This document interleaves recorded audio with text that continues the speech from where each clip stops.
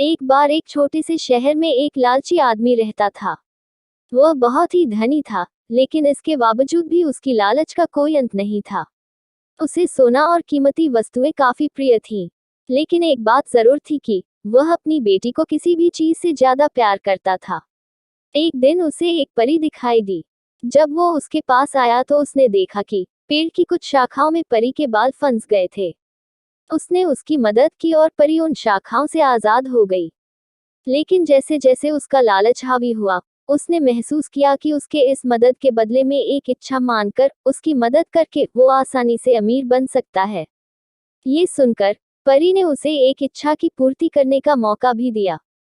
ऐसे में उस लालची आदमी ने कहा कि जो कुछ मैं छूऊं वह सब सोना हो जाए। बदले में ये इच्छा को भी उस परी ने पूरी कर दी थी। जब उसकी इच्छा पूर्ण हो गई, तब वो लालची आदमी अपनी पत्नी और बेटी को अपनी इच्छा के बारे में बताने के लिए घर भागा।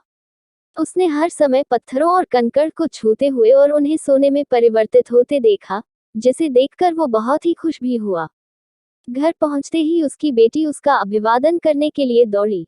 जैसे ही वह उसे अपनी बाहों में लेने के लिए नीचे झुका, वह एक सोने की मूर्ति में बदल गई। ये पूरी घटना अपने सामने देखते ही उसे अपनी गलती का एहसास हुआ। वो काफी जोर से रोने लगा और अपनी बेटी को वापस लाने की कोशिश करने लगा। उसने परी को खोजने की काफी कोशिश करी, लेकिन वो उसे कहीं पर भी नहीं मिली।